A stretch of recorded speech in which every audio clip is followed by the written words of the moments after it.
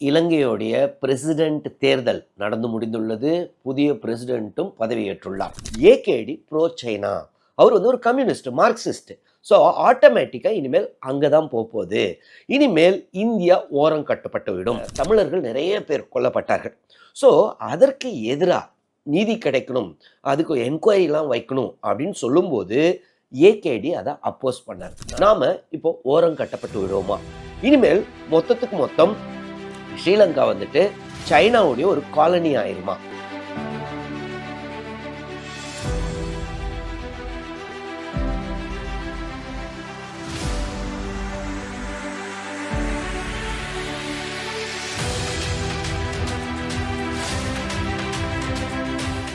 வணக்கம். Israel Jabasingh. இலங்கையுடைய president தேர்தல் நடந்து முடிந்துள்ளது. புதிய பிரசிடென்ட்டும் பதவியேற்றுள்ளார். அனுரா குமாரா திசநாயக்கே. அதாவது இதை எக்ஸ்பெக்டே பண்ணாத ஆள். ஏகேடி அப்படின்னு சொல்லுவாங்க. அவருடைய பார்ட்டி என்னென்னா ஜேவிபி பார்ட்டி. ஸோ ஏற்கனவே நடந்த பாராளுமன்றத்தில் பார்த்தீங்கன்னா அவங்களுக்கு வெறும் 3% தான் இருந்துச்சான். ஆனால் இப்போ பார்த்தீங்கன்னா பயங்கரமான வெற்றி. ஸோ நிறைய பேர் அவர் வரவே மாட்டார்னாங்க. நான் நம்ம சேனலில் ஏறக்குறைய 1 மாதத்துக்கு முன்னாடி நான் சொன்னேன், அவரும் இல்லைன்னா சஜித் பிரேமதாசா, இவங்க 2 பேரில் தான் ஒருத்தர் வரப்போகிறாங்கன்னு. சஜித் பிரேமதாசாவுக்கும் திசநாயக்கும் நிறைய சான்ஸ் இருக்குன்றாங்க. ஸோ எதிர்பார்த்தபடியே இவர் வந்துட்டார். இவர் பார்த்தீங்கன்னா ப்ரோ லெஃப்ட், மார்க்சிஸ்ட். ஸோ ஒரு கம்யூனிஸ்ட். முதல் முறையாக இலங்கையில் இது ஒரு சைட்லைன்டு பார்ட்டிங்க. இவங்கெல்லாம் ஜெயிக்க வாய்ப்பே இல்லை.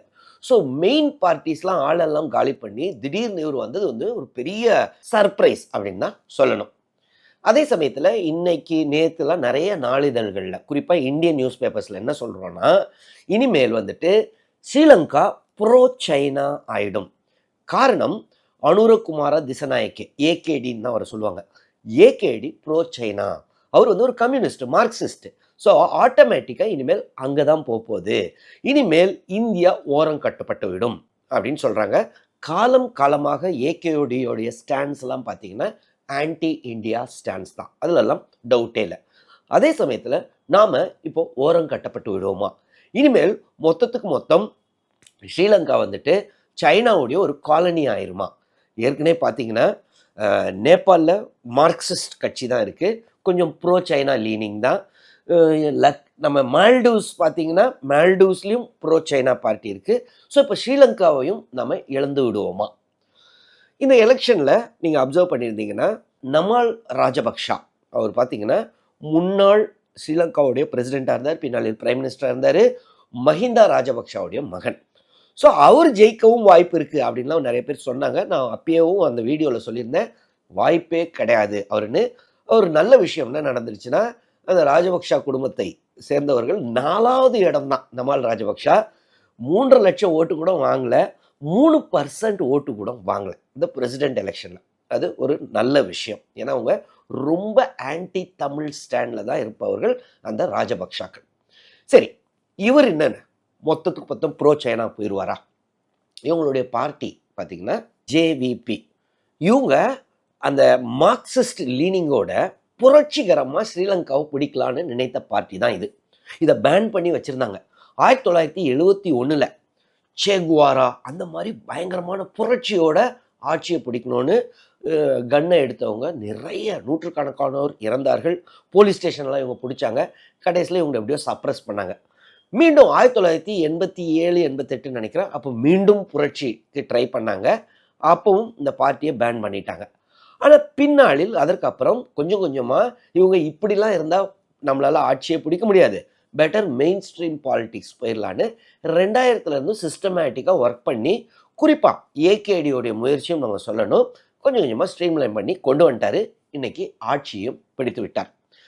ஆனால் இவர் பார்த்திங்கன்னா எப்பயுமே ஆன்டி இண்டியா ஸ்டாண்ட், அதில் டவுட் இல்லை. இவங்களுடைய பார்ட்டியே நம்ம இந்தியா ஸ்ரீலங்கா அக்கார்டு அப்படின்னு அந்த காலத்தில் இருந்துச்சு, அதை எதிர்த்தாங்க. அப்புறம் இந்தியன் பீஸ் கீப்பிங் ஃபோர்ஸை எதிர்த்தாங்க.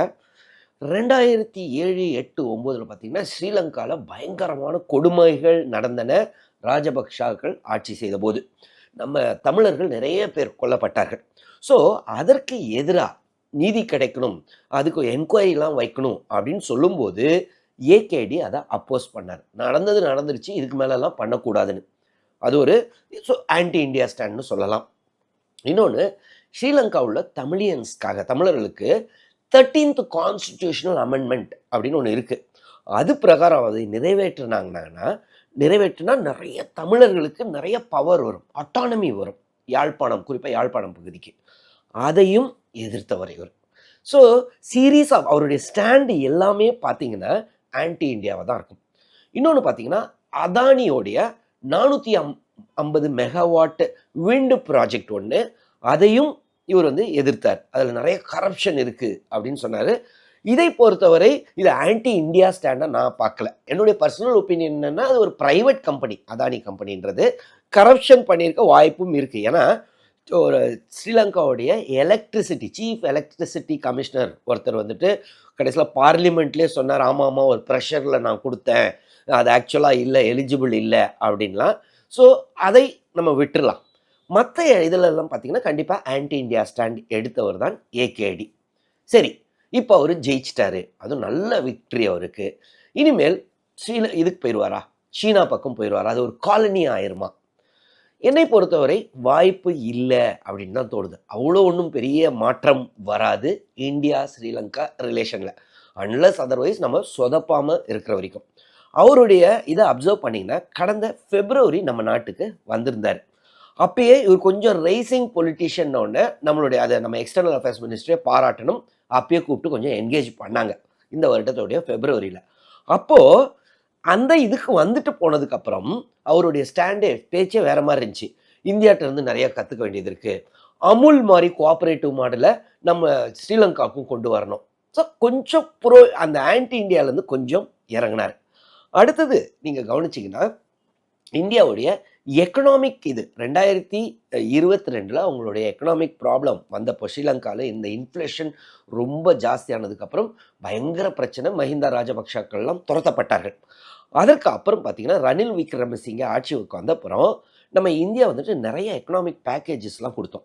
ஸோ அதையும் இவர் பாராட்டினார். கண்டிப்பாக இந்தியா இல்லைன்னா நம்மளுக்கு மெடிசன் இருந்திருக்காது, நம்மளால் சர்வைவே பண்ணியிருக்க முடியாது, சாப்பாட்டுக்கே வழி இல்லாமல் இருந்திருப்போம் அப்படின்ற ஸ்டேட்மெண்ட்ஸ்லாம் ரொம்ப முக்கியமான ஸ்டேட்மெண்ட்ஸு. அதற்கு அடுத்தது இப்போ ஜெயிச்சிட்டாரு. ஜெயிக்கும்போது என்ன சொல்கிறாருன்னா, உடனடியாக நம்மளுடைய பிரைம் மினிஸ்டர் ஒரு பாராட்டுகளை அவருக்கு தெரிவிக்கிறாரு. ஸோ அதோடைய ரெஸ்பான்ஸ் ட்வீட் பார்த்தீங்கன்னா ரொம்பவே வார்மாக தான் இருக்குது. என்ன சொல்கிறாருன்னா, நம்ம 2 பேருடைய நாட்டும் பழைய இது பிரகாரம் ரொம்ப கோஆப்ரேட்டிவாக கொண்டு போகணும், அதுக்கு நம்ம முயற்சி பண்ணணும் அப்படின்னு தான் சொல்லியிருக்காரு. அதுவும் நல்ல விஷயம். இன்னொன்று, அவருடைய அந்த கேம்பெயின் டைம்லேயே முக்கியமான ஒரு ஸ்டேட்மெண்ட் ஒன்று சொன்னார். ஸ்ரீலங்காவுடைய ஏரையோ சீயையோ லேண்டையோ இந்தியாவுக்கு எதிராக யாரையும் யூஸ் பண்ண விட மாட்டேன். கண்டிப்பாக இது சைனா தான். ஸோ சைனாவை யூஸ் பண்ண விட மாட்டேன்னு சொன்ன ஸ்டேட்மெண்ட்டு ரொம்ப நல்ல விஷயம். ஸோ இது எல்லாமே பார்க்கும்போது கண்டிப்பாக இப்போ இந்தியாவுக்கு வந்தார்ல, அப்போது இதுக்கு போகலையா, சீனாவுக்கு போகலையா? சீனாவுக்கு நம்மகிட்ட வரதுக்கு முன்னாடி சீனா போயிட்டார் போன வருஷமே. சீனா பிரசிடென்ட் அவரை வாழ்த்தலையா, அவரும் வாழ்த்திருக்காரு, இவரும் ரொம்பவே நன்றி தெரிவிச்சிருக்காரு. ஸோ அவருடைய ஸ்டேட்மெண்ட்ஸ் பிரகாரம் பார்த்தா எஸ், கொஞ்சம் ஒரு மாதிரி நியூட்ரலாக போகலாம். இந்தியாவுக்கும் இன்னைக்கு ஒரு ஸ்டேட்மெண்ட் பார்த்தேன், இந்தியாவுக்கும் சைனாவுக்கும் நடுவில் நாங்கள் சாண்ட்விச் ஆக விரும்பலை, இண்டிபெண்ட்டாக 2 ரிலேஷனையும் ஹேண்டில் பண்ண போகிறோம் அப்படின்னு சொல்கிறாரு. அது இந்தியாவுக்கு ரொம்ப பாசிட்டிவ் கிடையாது. ஏன்னா கண்டிப்பாக சைனாகிட்டே என்கேஜ் பண்ண போகிறாங்க. நம்மளுக்கு ப்ரோ இந்தியா கவர்மெண்ட் கிடையாது, டவுட்டே கிடையாது. அதே சமயத்தில் இந்த ஸ்டேட்மெண்ட் மூலமாக அது ஆன்டி இண்டியா கவர்மெண்ட்டாகவும் இருக்க போகிறது இல்லை அப்படின்னு தான் எனக்கு தோணுது. ஸோ அவர் ஒரு மாதிரி டிப்ளமேட்டிக்காக இந்தியாவுடைய ஹெல்ப்பையும் வாங்கிக்கிட்டு சீனாவுடைய ஹெல்ப்பையும் வாங்கிக்கிட்டு அவர் செயல் பண்ணுவார் அப்படின்னு தோணுது. ஸோ இது மூலமாக அட்லீஸ்ட் நம்மளுடைய இந்தியன் ஃபிஷர்மேன், குறிப்பாக தமிழ் ஃபிஷர்மேன் தான் நிறைய பேர் அங்கே மாட்டிக்கிறாங்க. ஸோ அவங்க பிரச்சனைகளும் சால்வ் ஆகணும் அப்படின்னு யோசிப்போம்.